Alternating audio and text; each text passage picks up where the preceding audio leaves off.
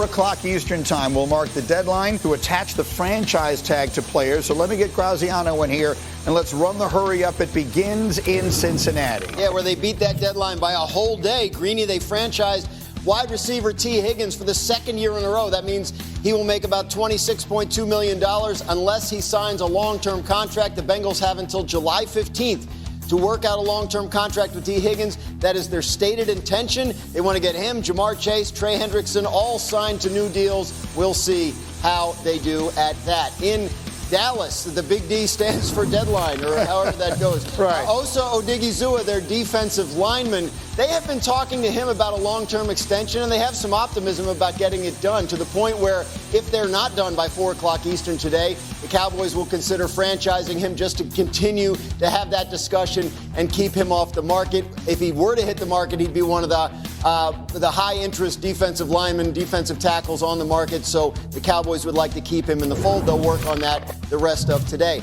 And it doesn't sound, Greeny, as if the Vikings are planning to franchise tag quarterback Sam Darnold. That would cost them a little more than $40 million. And as you know, they drafted J.J. McCarthy last year in the top 10 of the draft to be their quarterback of the future. I believe there's a number at which the Vikings would bring back Sam Darnold, but that number is not $40 million. So they'll continue to try and see if they can work something out with him ahead of free agency next week, but it does look like Sam Darnold is poised to hit the market after his big season in Minnesota. And we'll find out the answer to the question, is someone else willing to give him $40 million? Speaking of the Vikings, before we get into it, let's hear from Justin Jefferson. He had this to say about his quarterback of the future, whoever that might be. I'm not sure who the quarterback is going to be. And just like I said last year, it truly doesn't matter personally to me. I'm going to try to make him look the best quarterback in the whole NFL. Just having that confidence in me and just, creating that connection with the quarterback, no matter who the quarterback is going to be. That's the main part.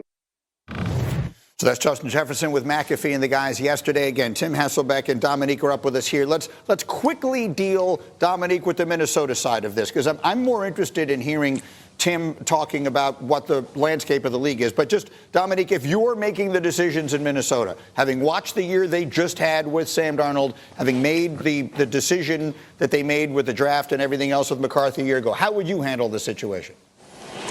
Yeah, I think for most teams, it's probably pretty hard to walk away from a quarterback that's had the success that Sam Darnold had last year. But I think the Vikings probably should walk away. They've had that success with a number of different quarterbacks, including Kirk Cousins recently. And if you have a coach as good as Kevin O'Connell and a receiver as good as Justin Jefferson, then you should never have to overpay for a quarterback. And I think what's going to end up happening is a team that really, really needs an answer at quarterback that doesn't have the benefit of the coach and the receiver are going to have to overpay for a quarterback. So they got to go with J.J. McCarthy, I think, and go ahead and move forward with him as the answer for the future. Context on the season Darnold had, by the way, is interesting. Can we put up A38, please?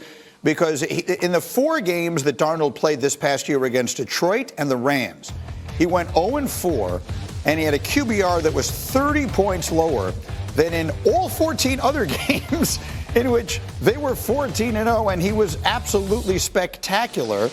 In the Week 18 and wild card losses, the Vikings scored a total of 18 points. So their season came completely apart at the very end. How things changed from that moment he was being hoisted on the shoulders of all of his teammates, and then the way that the whole thing came to an end. So, Tim, then let me come to you on this, because I'm thinking of the Raiders. That strikes me as an interesting one, right? The Raiders they've got Tom Brady in the building. They do. They've got Chip Kelly in the building. They got Pete Carroll, obviously, who's an experienced and veteran coach and all the rest of that. And they're looking, if you're Tom Brady, you're an old quarterback, as you are yourself, Tim, would you look at Sam Darnold, you know what I mean, a former quarterback. I didn't mean an old quarterback.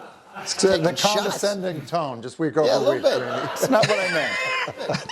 Insulted him a little bit. No, I didn't mean it that. No, yours and Tom Brady's histories are almost indistinguishable from one another's. I understand. No, all kidding aside, would you look at Sam Darnold at the age of 27 and say, look what he did with that good coaching.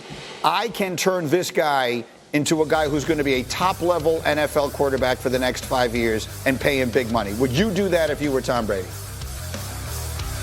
Yes, I would. Look, he's younger than Joe Burrow, Josh Allen, and Lamar Jackson. We're talking about a young player who threw 35 touchdowns. And as it relates to coaches that think, well, hey, could I coach him to do that?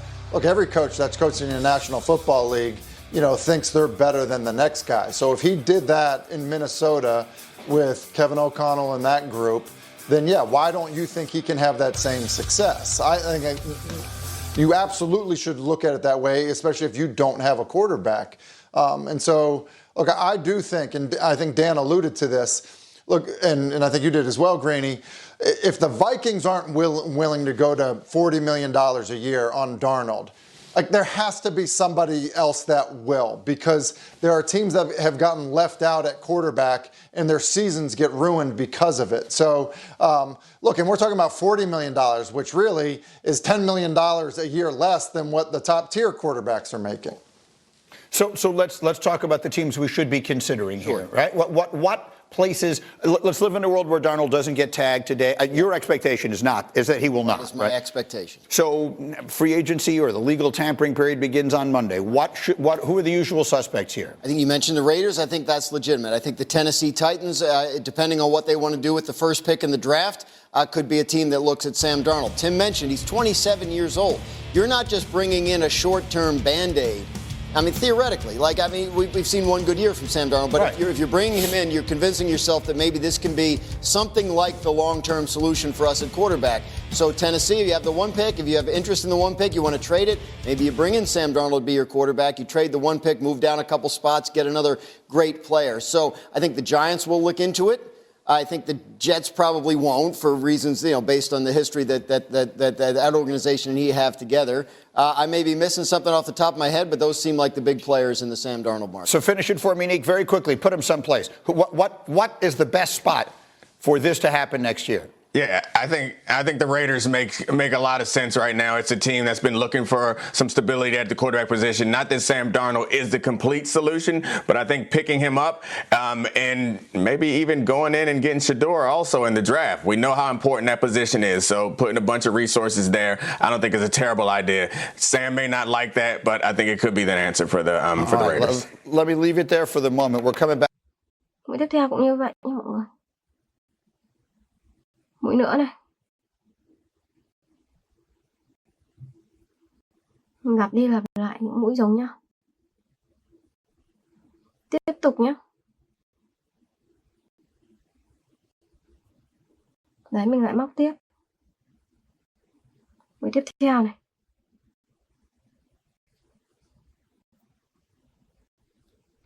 Còn một chút nữa thôi là sẽ xong rồi. Đấy, mình tiếp tục mình móc xuống.